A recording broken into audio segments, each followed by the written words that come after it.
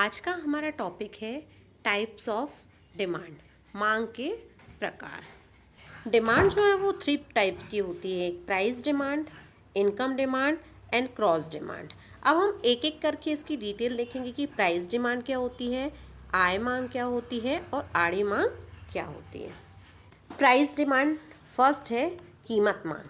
इसके पहले हमने जब इंडिविजुअल डिमांड फंक्शन देखा था तो उसमें देखा था कि जो डिमांड है वो कई चीज़ों से इफेक्ट होती है, पर यहाँ पर हम केवल प्राइस डिमांड कर रहे हैं, इसलिए प्राइस और डिमांड दोनों का रिलेशन देखेंगे। बाकी सारी चीज़ों को हम कांस्टेंट रखेंगे, जैसे कंज्यूमर इनकम, वस्तुओं की जो संबंधित वस्तुएं होती हैं उनकी कीमतें, लाइकिंग, प्रेफरेंस, टेस्ट, हैबिट, ये सारी चीज़ें जो है उनको कांस्टेंट रखेंगे और केवल प्राइस और डिमांड का रिलेशन देखेंगे। जब हम इन दोनों का रिलेशन देखते हैं तो हमारे पास जो डिमांड फंक्शन बनता है वो dx equal F P x, मतलब कि एक्स वस्तु की प्राइस ऑफ एक्स गुड्स जो है वो इफ़ेक्ट करेगी एक्स गुड्स की डिमांड को। अब हम यहाँ पर देखेंगे कि जो प्राइस है वो मान लीजिए पहले OP थी, ओ से पी थी, तब जो डिमांड थी वो कितनी थी, OM थी। ठीक है, अब मान लीजिए प्राइस इंक्रीज़ हो गई, बढ़ गई प्राइस, बढ़कर क्या हो गई, OP डैश हो गई, तो यहाँ पर जो डिमांड होगी वो OL हो जाएगी, मतलब डिक्रीज़ हो गई, कम हो गई, तो OL हो जाएगी। इस तरह से प्राइस यदि कम हो गई, OP डैश हो गई, तो यहाँ पर जो डिमांड है वो बढ़ जाएगी और बढ़कर ON होगी। इससे ये समझ में आता है कि प्राइस और डिमांड दोनों में inverse relation between demand and price, और ये जो डॉट है इनको मिलाकर हम बनाएंगे अपना प्राइस डिमांड कर्व। तो इस तरह से ये जो DD है ये प्राइस डिमांड कर्व हो गया। इसके बाद हम सेकंड देखेंगे इनकम डिमांड, आय मांग।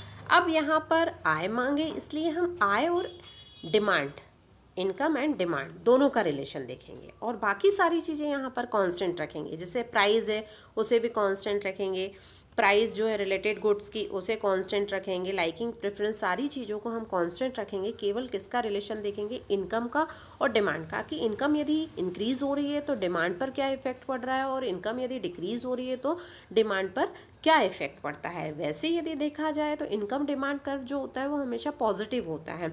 क्यों? क्योंकि यदि इनकम इंक्रीज़ होती है तो डिमांड भी क्या होती है, इंक्रीज़ होती है।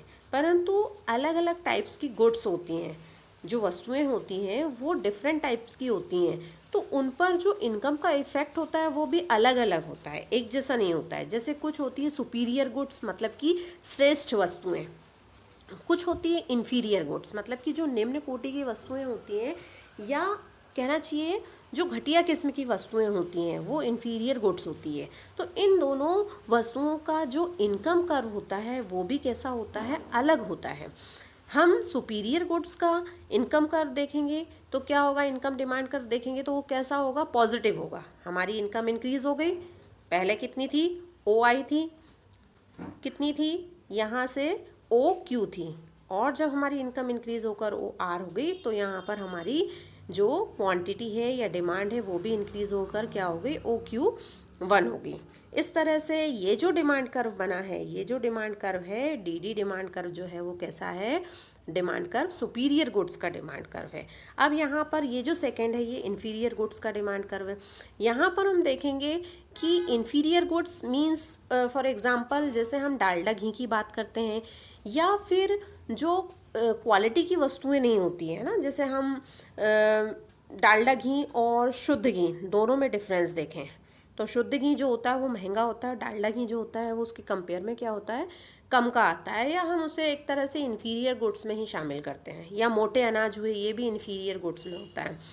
तब जब हमारी इनकम इंक्रीज़ हो गई तो इनकम इंक्रीज़ होगी तो इस तरह की गुड्स जो होगी उसकी डिमांड हम कम कर देंगे और हम किसकी ओर चले जाएंगे, इन्फीरियर गुड्स से हम सुपीरियर गुड्स जो है उसे परचेस करने लगेंगे। मतलब हमारी इनकम इंक्रीज़ हुई तो हमने क्या किया, अच्छी किस्म की वस्तुओं को खरीदना शुरू कर दिया और जो इन्फीरियर गुड्स है उसकी डिमांड को क्या कर दिया, कम कर दिया। इसीलिए इन्फीरियर गुड्स का डिमांड कर जो होता है वो कैसा होता है, नेगेटिव होता है, मतलब ऊपर से नीचे की ओर होता है।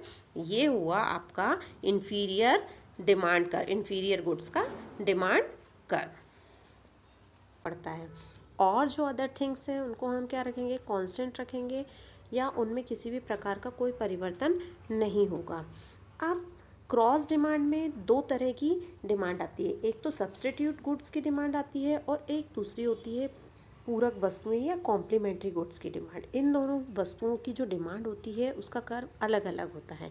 सब्स्टिट्यूट गुड्स, सबसे पहले देखेंगे सब्स्टिट्यूट या स्थानापन्न वस्तुओं से मतलब क्या होता है, स्थानापन्न या सब्स्टिट्यूट मतलब एक वस्तु के स्थान पर हम दूसरी वस्तु का यूज़ कर सकते हैं, वो कहलाती है सब्स्टिट्यूट गुड्स, है ना। जैसे टी और कॉफ़ी, गुड़ और शक्कर, ये वस्तुएं कैसी होती हैं, सब्स्टिट्यूट होती हैं।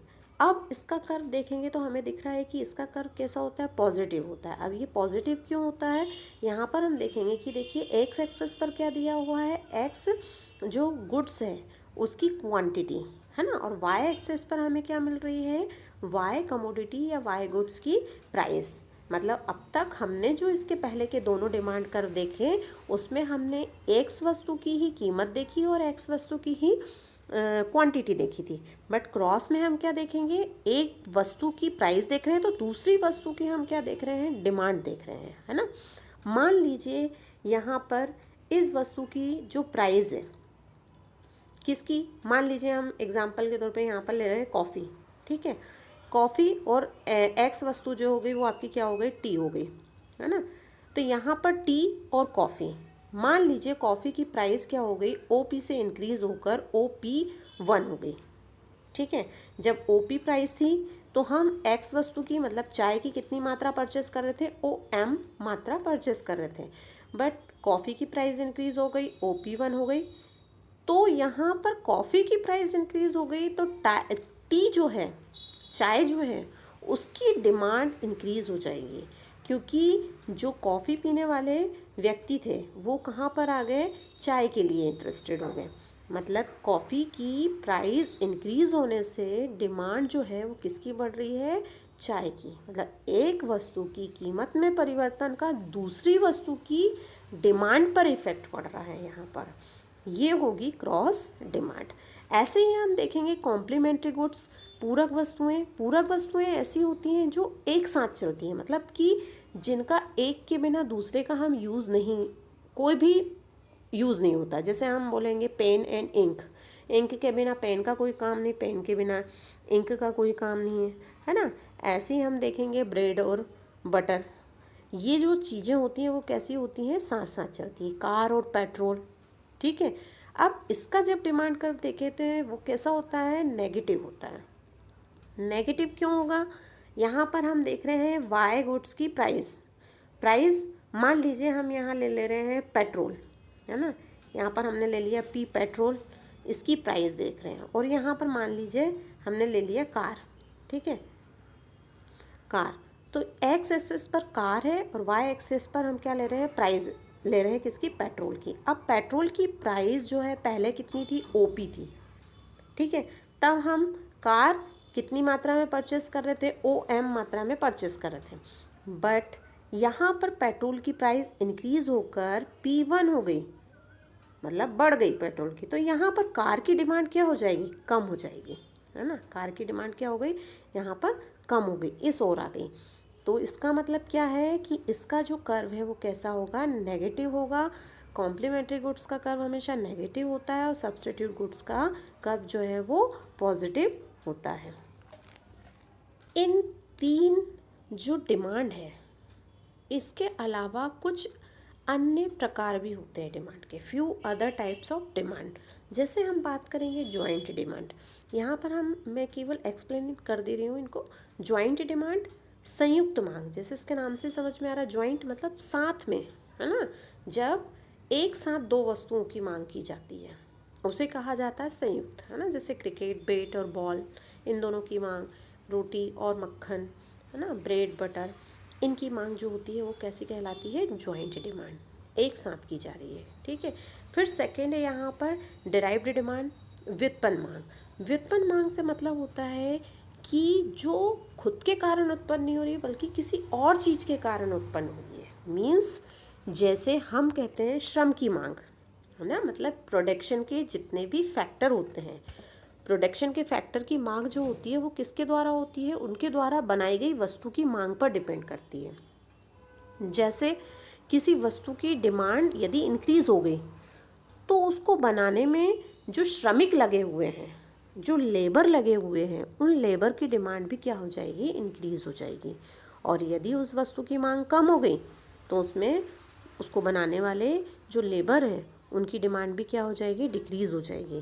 तो इस तरह से ये जो होती है डायरेक्ट डिमांड या व्युत्पन्न मांग जो होती है वो अधिकतर फैक्टर जो होते हैं प्रोडक्शन के, उनकी जो मांग होती है वो हमेशा कैसी होती है, डिराइव्ड होती है। उनकी मांग स्वयं के द्वारा उत्पन्न होकर उनके द्वारा बनाई गई जो वस्तुएं होती हैं उनसे इनकी मांग पर क्या होता है, इफेक्ट पड़ता है। यहाँ पर थर्ड है सामूहिक मांग, कंपोजिट डिमांड।